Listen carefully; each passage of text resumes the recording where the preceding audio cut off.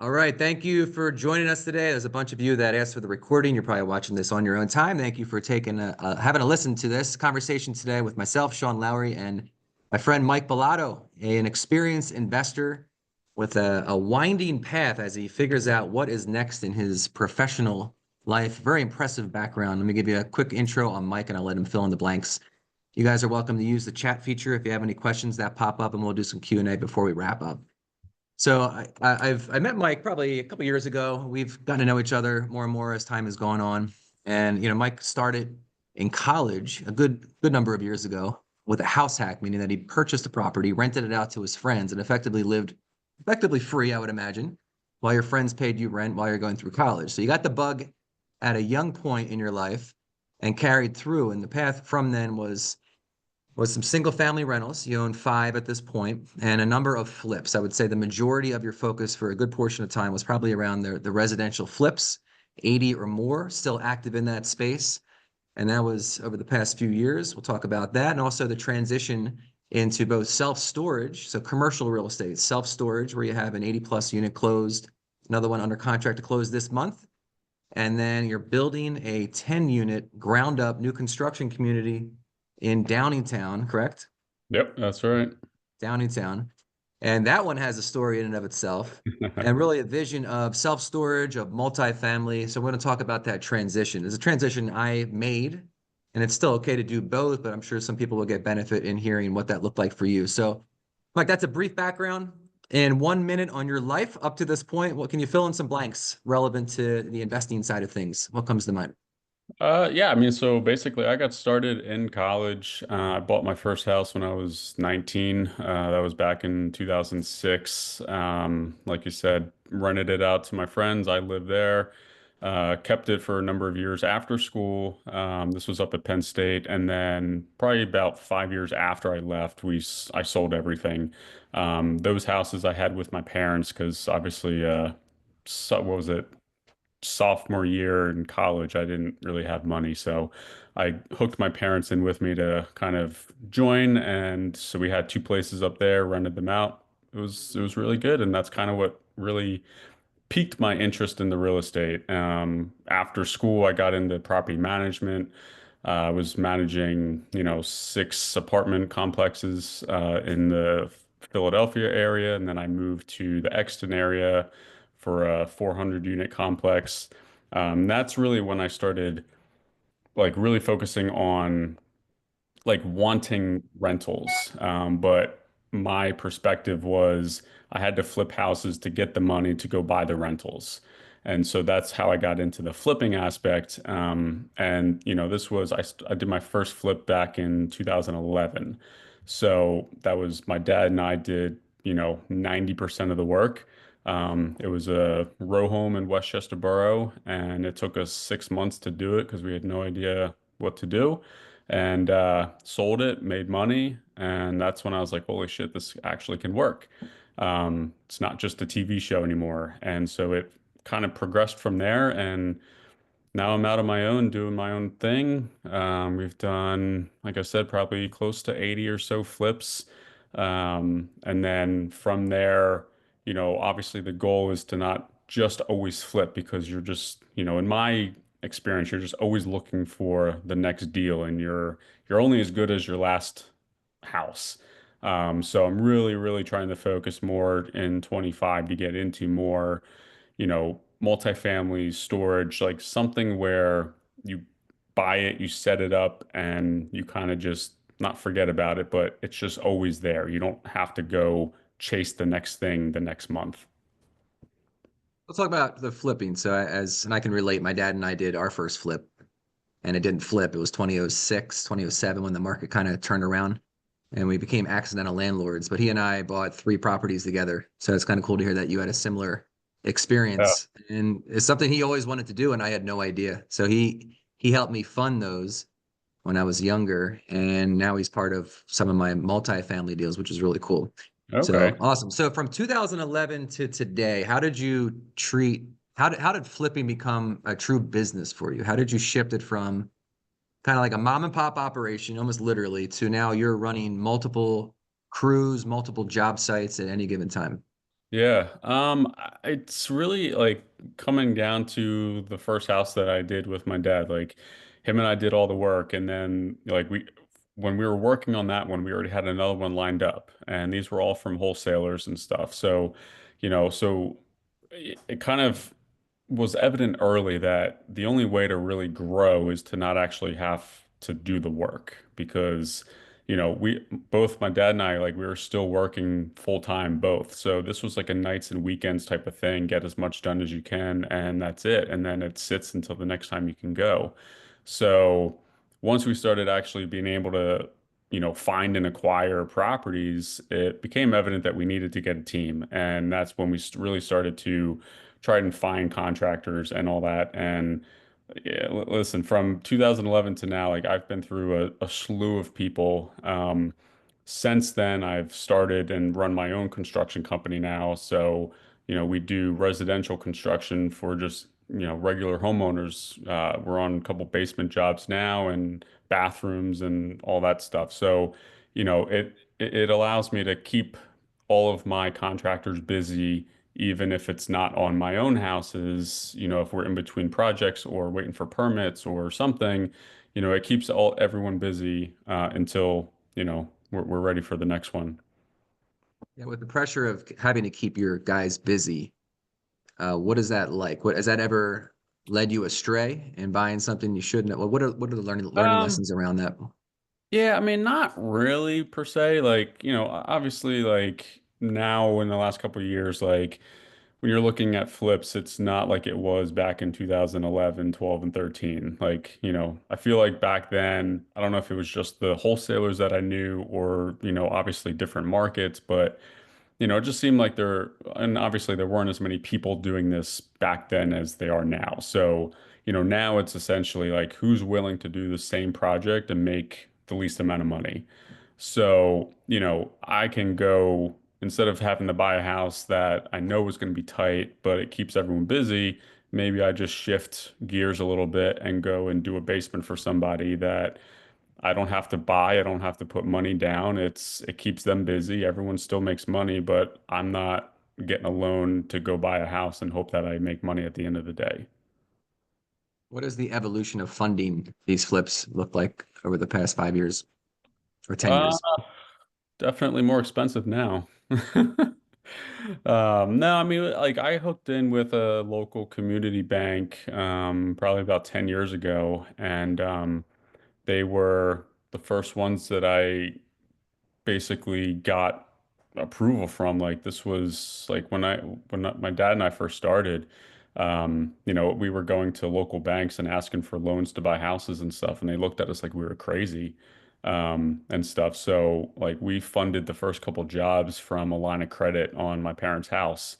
And so ever since then, we hooked in with this bank and they th this is what they do, right? And so they understood the model. They didn't really, like we had some kind of background on doing it. We had a small track record at that point and stuff. So, but ever since then, like anything that I bring them, they don't ever deny anything.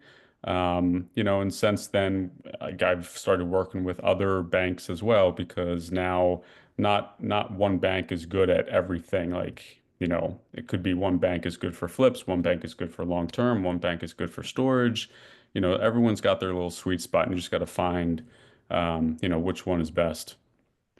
Interesting. So let's say I never heard of anyone funding flips, but not at the level that you are. So because I have commercial banking relationship, my main person, and they're totally open to it just because I have a track record with multifamily with them. It's all part of the relationship building. Yep. So you've never gone down the route of hard money, of raising capital, of JVs. I mean, like what else? Yeah, Really, so the bank has I've funded the never vast majority. yeah, I've actually never JV'd with anyone. I've had like the only partner that I had was like my parents, and that ended I'd say probably from 2011 to 13. So for like 2 years, I worked with them. And then after that point is when like I got married, I was starting to have kids and stuff, and I was like, I kind of have to have my own thing now. So I kind of ventured out on my own. Um, but never JV'd with another investor. Not because I'm opposed to it. It's just, obviously, like as you know, like it's got to be worth it for both parties. Um, but I do have a handful of friends of mine that I've, had money with before. I just give them an interest return every year. And, it's a way for them to invest in real estate, but not be involved in the real estate. And they're friends of mine, so they know that I know what I'm doing. Um, but I've used hard money one time.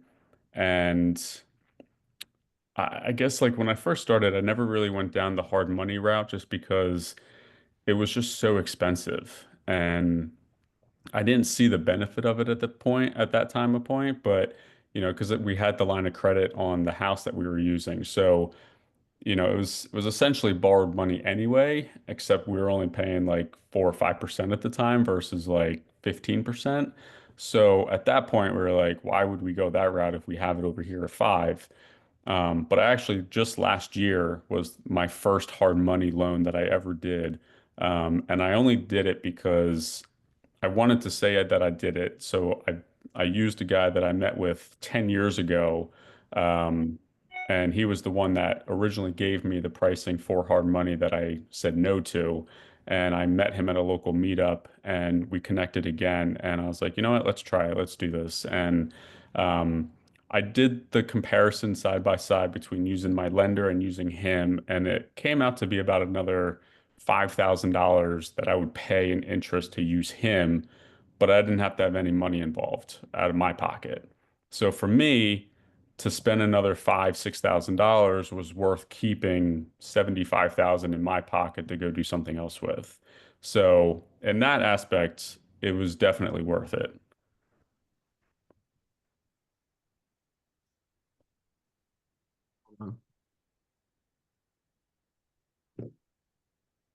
Hang on one sec.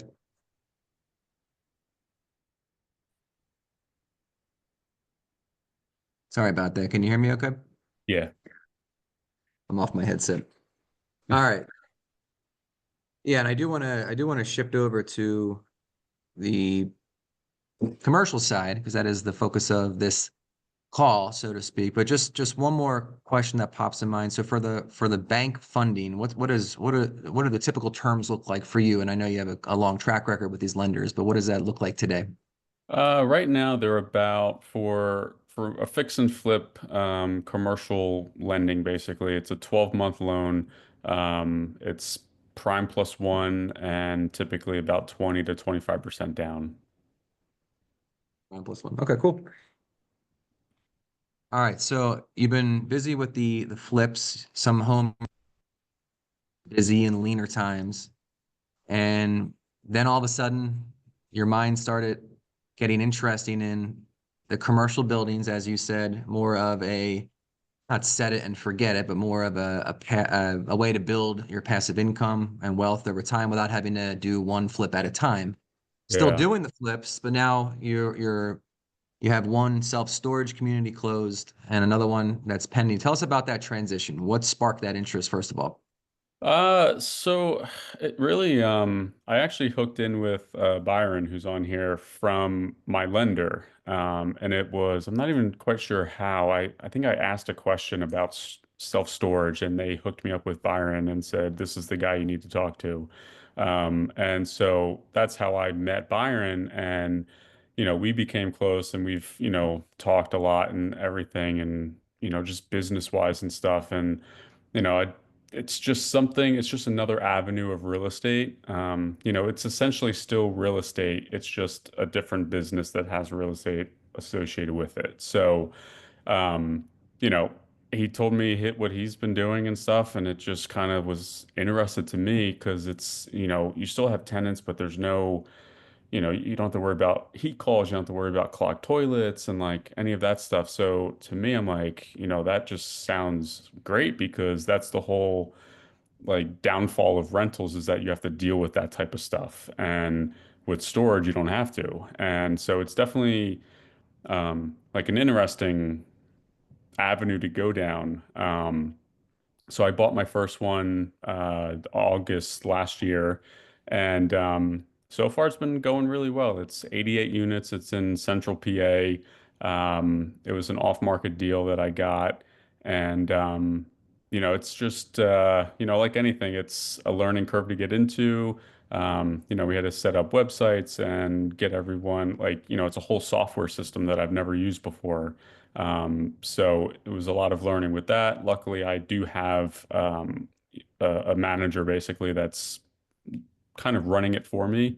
So I just basically hook in with her every couple times a week, see how things are going, and that's about it. That sounds pretty enticing, I'm not going to lie. And I know Byron's story. And Byron, I'm going to have to get you on one of these calls too, now that you remind me of his track record. Byron went from multifamily to the self-storage. And what I love about his story and Mike's now too is the ability to automate those properties, which you alluded to.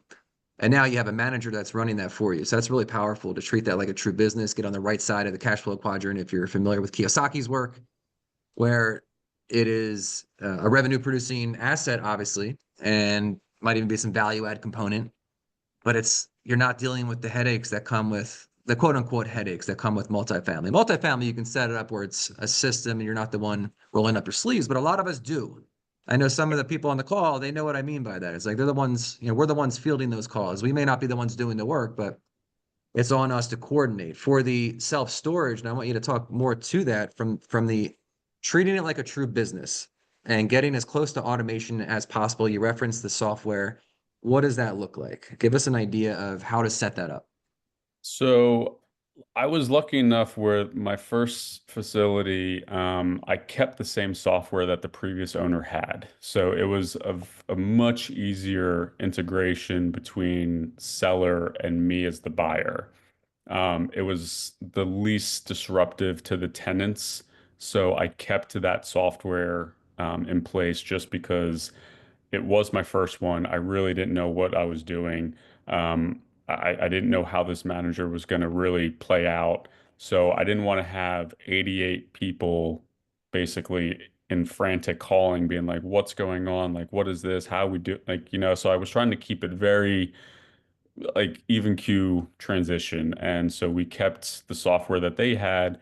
But in that, they can lease units online. That software is linked into my website so that people that are searching for storage, either on Google or anything, they get transferred over to my website.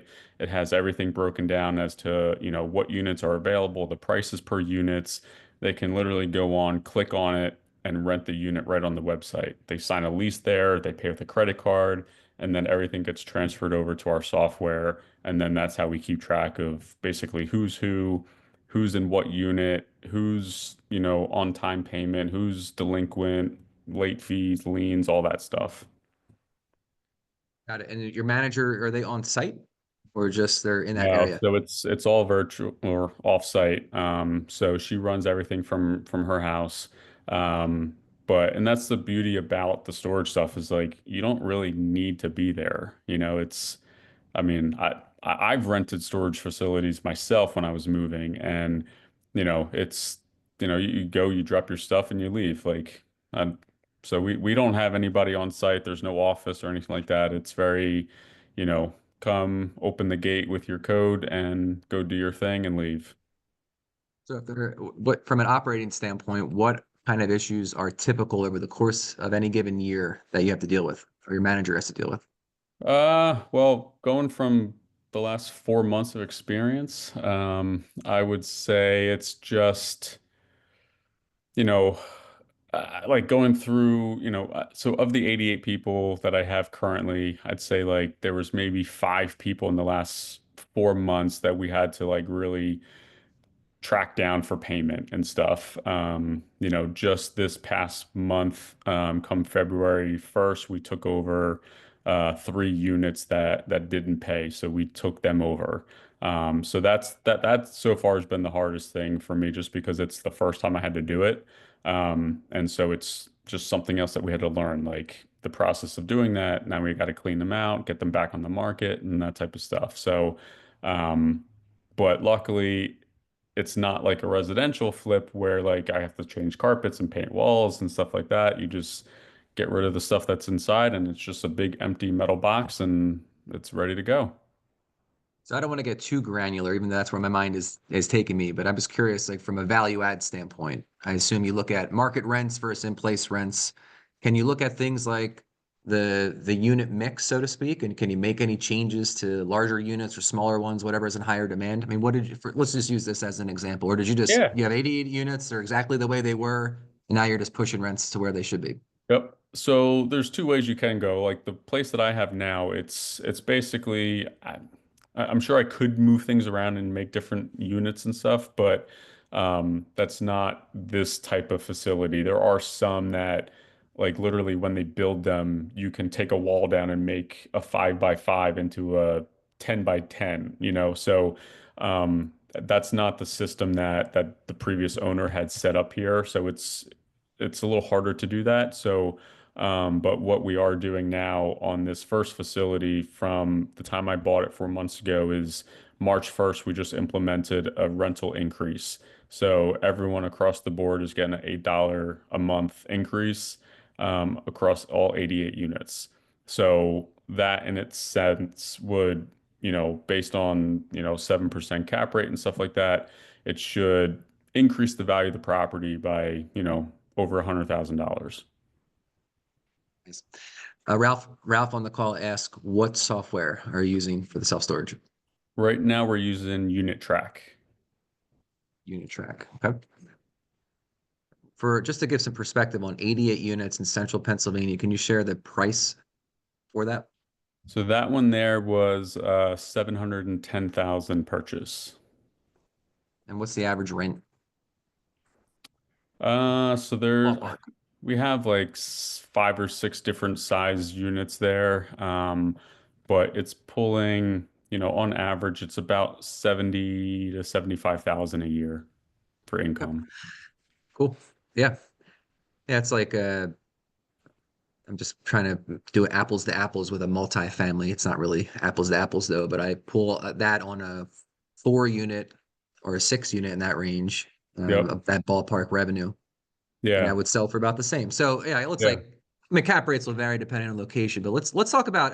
I'm looking at who's on the call, and I'm thinking of the people that I know are going to listen to this recording. Let's say someone is interested in they're attracted to this concept of a little bit more of a hands-off approach. Obviously, they need the right systems, the right people, the right software. There's a bit of a learning curve, like you said, but if they want to park some funds, do a 1031 exchange, maybe they're at a point in life where they don't want to be hands-on, but they want to get into the space and build their passive income and build their wealth. What does that look like for someone that has little to no knowledge, where you were a few years ago, whatever the case may be, to now? Tell us about that. I mean, I would definitely say find somebody that's doing what you want to do, and that was like in my flipping and stuff. I didn't really have that. It was more like let's just try it and see what happens type of thing. I figured worst case scenario, if it doesn't sell, it could rent. And, at that point, it's literally a single family house. It's nothing crazy. You're not buying a 100-unit building and like borrowing millions of dollars and all that type of stuff. I don't want to say low risk because it's not, but it's lower risk. Um, but going into more like storage and the multifamilies and building, you know, that piece of it, like, I relied heavily on Byron. Like I spoke to him a ton of times about storage. And it was just like in the beginning, I'm just like, dude, what's so good about this? And like just asking questions on what he's doing and stuff. And like I ran this building by him too that I bought. And like he helped me go through and be like, hey, here's what I would look at, here's what you should ask him. And like, so I really relied on him to help me with that purchase. And we still talk about other deals and stuff that come across both storage and multifamily. I think that's great advice, and I couldn't agree more with finding someone already that's been there, done that, that you know, like, and trust, build that relationship. And the biggest challenge might be finding those people. It's Yes. like Yes. I know a lot of investors. I only know a handful of people that I would say are active in that space. So really Yeah. cool. Jim on the call asked, when you mentioned the 70 to 75K, was that NOI or was that just your top line revenue? That was gross. Gross. Okay. Yep. All right. So let's just for the sake of time, let me get into the and any questions you guys can just punch it into the chat there or just unmute and ask. It's fine. The the multifamily side. So it sounds like you're selling me unintentionally or unwittingly on the self storage concept, Byron. It all makes sense. So why bother with multi when it might be a little bit more difficult to set it up where it's truly hands off? Or what's your approach there? Like why both? Well, so my multifamily, especially the one in Downingtown that I bought, I bought that almost 2.5 years ago now. So that was way in the works before I even thought about getting into self-storage. And so I guess, I'm all about diversifying. So like I want to have my flips, I want to have rentals, multifamily rentals, apartments, some storage. I have my construction company, so I'm kind of in like 4 or 5 different aspects of real estate. Um, I just feel like that way, like no matter where the market is or what happens, like one of those pieces is always going to be taking off. So when something happens and housing stops, then I go over and I focus on doing basements and bathrooms. If that kind of dries up, then usually that means people are selling houses at a discount and I can go and buy more flips. So it's just a way to kind of stay in touch with multiple different streams of real estate and kind of pick at that point in time like which one to kind of run down. Thanks, Ralph. The yeah, no, it's that's great. It's interesting. You're making me think because I've learned a lot about the importance of saying no to things, not chasing too many shiny objects simultaneously. I think it could be very distracting. But then I realize as I'm hearing you, it's like, yeah, I have my real estate sales component and I'm mixing in some commercial sales component to that. I'll flip. It's not a main focus, but there was a period of time where it was. So been there, done that. We'll do it again. But if the right opportunity and I have the multifamily investing and the syndication and all that. So it's like I'm with you. Like sales are down, but the investing is still humming along. The Right. passive income I've built. Like so it's yeah, I think that's really good as long as it's not taking away energy. And it sounds like you have a pretty good handle on do you feel like you have a pretty good handle on the different facets of your different operations?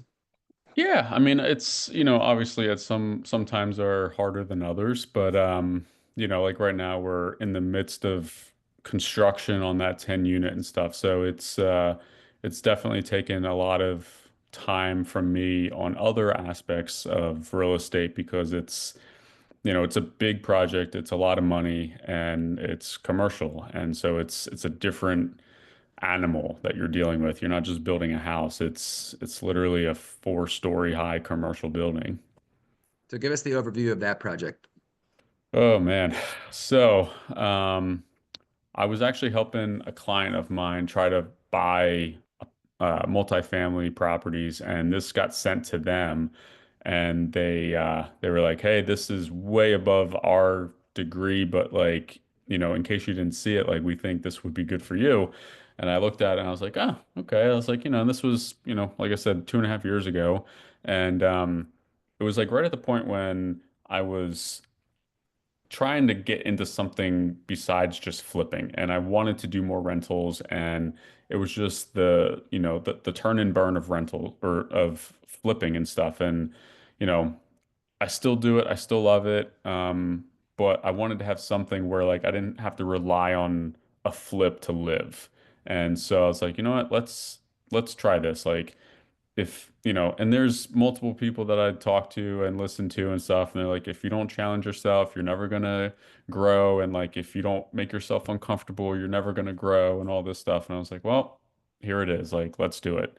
And so I bought this place in Downingtown Borough from two guys. They had it previously approved from land development, zoning, the whole nine to do this. It was a single family house previously. And so I bought it with all of that attached to it. Right after closing, I went to go get permits, and that's when they were like, oh no, they never recorded everything. So I had to redo all of my architecturals, engineers, MEPs, like the whole nine. So it drew the whole process out. And then in midst of that, found out that my neighbor's roof was encroaching into my property by like 7 inches. And so that was a whole nother battle that was a year of attorneys back and forth. And then, basically I got in contact with the owner next door. Um, and it was a commercial building, so she didn't live there. It was rented out. And so I finally tracked her down and reached out to her and said, hey, I know we've been talking through attorneys, you know, can we work something out? And she was like, oh, I have no problem with you doing what you're doing. Like, let's go, let's do it.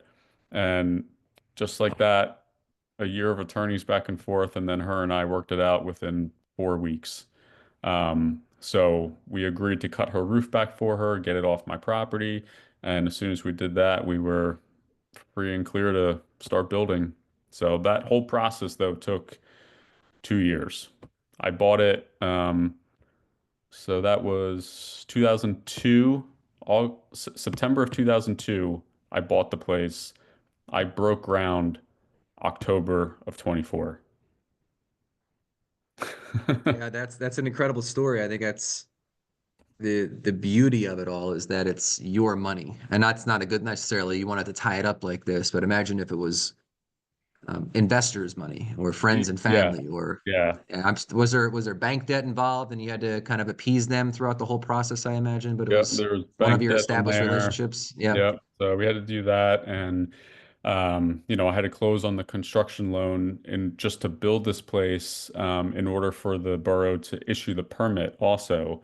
So I closed on a loan, started paying interest on it before I was even able to start the construction because there's an escrow account for site work and stuff. So the bank had to sign off on the escrow agreement, but they wouldn't do that without the loan closed. So it was just, yeah, it was a mess. What's the expected completion date at this point? I am shooting for July of this summer to be renting. And is the plan to hang on to that and just Yeah. go on to the next, or okay. Yep, yep, that's the Will plan. you self-manage or have a third-party manager?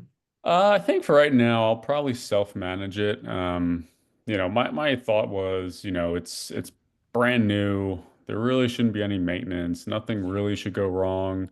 And it's a nicer property, so I'm hoping to pull more, not higher end people or anything like that, but it's not an old property where you'll have constant issues or anything like that. So for right now, I think I'll self-manage it, and then if I get any more bigger deals or anything like that, then I can always, give it out to somebody else if I wanted to.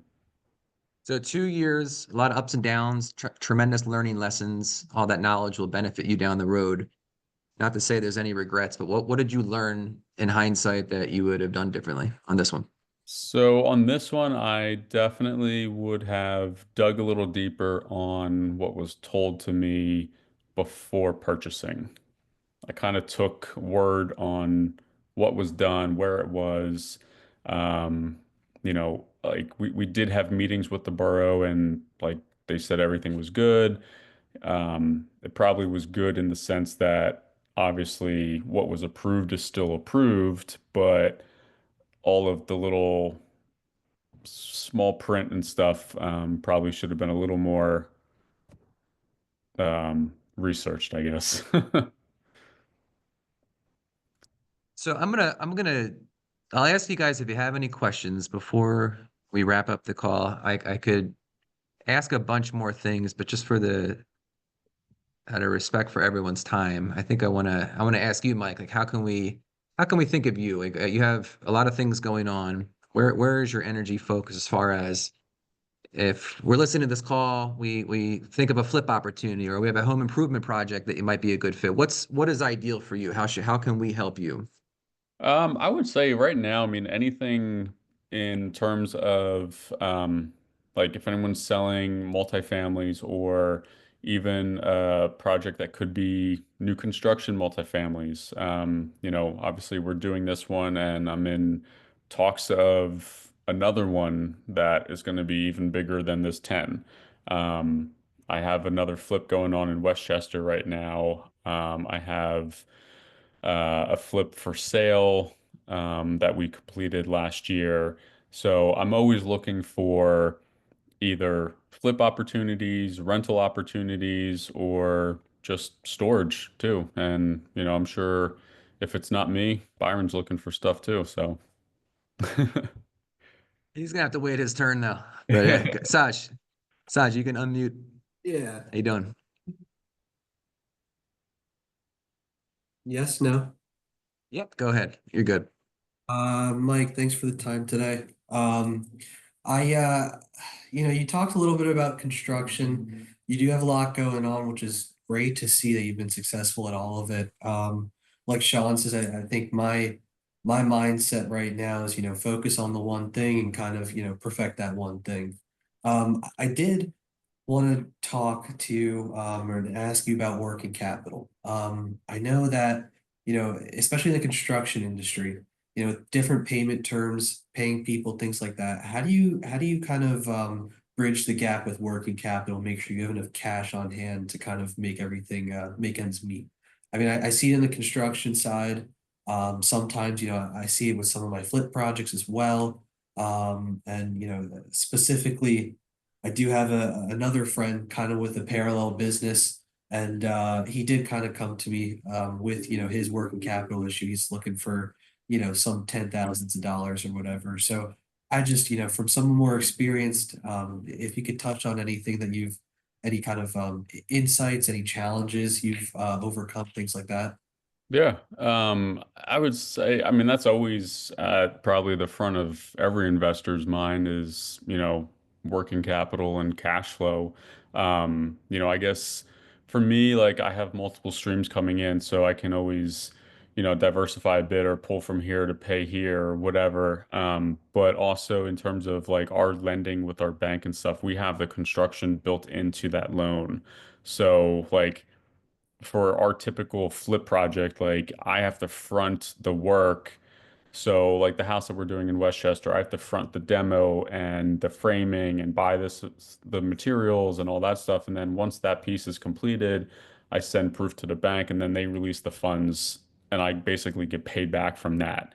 Um, so, it's not like you don't need, 500 grand in the bank and you're just kind of writing checks for everything, but you do need something where you can basically front stuff and then get reimbursed. Luckily for like residential stuff, for that stuff, I basically require deposits up front to schedule and start work. So in that aspect, I'm not really fronting anything. I'm asking them to front it, and then basically I get my profit at the last check. Like when we walk out the door for the last time, that's basically when I get paid. That makes sense. And I guess I do have a follow-up. Just with the lending that you're using, generally these hard money loans, they are, they go on the reimbursement policy, and that's how you get your money back. I have heard of one or two lenders that will front the construction money for you. In return, you're paying an extra, I don't know, let's say regular hard money's at 9% for somebody, and this lender would be at 15. Do you think the additional 6% is advantageous if you're getting that money fronted, or would you say, you as an investor with, well capitalized, you'd rather come out of pocket for that? I mean, that's definitely a good question. I feel like it would almost be like a case by case scenario. So like the one instance that I shared earlier about using hard money last year was just because I did have other projects going on and um, I just didn't want to have to pay out another 75 grand to put down just to buy the place. And so in that situation, like yes, I was willing to pay a higher rate to have everything funded. Like I think I was in the deal for 20 grand. And I think it was like a $400,000 loan that I had with this guy between the purchase and the rehab. So for me, 20,000 out of pocket, he funded everything else. It was worth it. And so and you just got to make sure that your margins are good enough where, you're factoring in those extra interest payments and stuff because some lenders too, like this guy had at least a 3 month minimum. So like no matter what, he was getting 3 months of interest, whether you sold it the next day or 3 months from then. So just keep an eye on that and stuff too. But yeah, I mean, for my situation like that, it was worth the extra money to not have to put my money out. Understood. Thank you. Yeah. Thanks, Saj. Any other questions? Mike, while they're thinking hard, what is the best way for us to connect with you? If anybody wants to reach out. Probably cell phone. You can text is probably the best thing for me. My cell is 610-858-0994. And my email would be second best. That's mike@mikeballatogroup.com. I put that in the comments for you guys for the chat.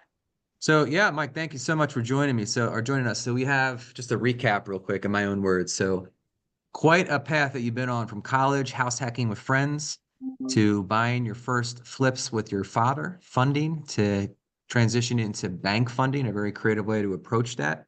Kind of give the idea to the banks to fund these kind of projects when that may not be typical for them, to getting to the point where you have multiple projects simultaneously. You see the pool of having to do one project at a time over and over and over again as a way to make a living. And then the interest grew in more of a passive approach, more of a treating it like a business, and the self-storage with Byron's mentorship was a path that you're currently on, along with the development with the multifamily, which blends in well with your home improvement projects, the crews that you have relationships with. So really incredibly well faceted.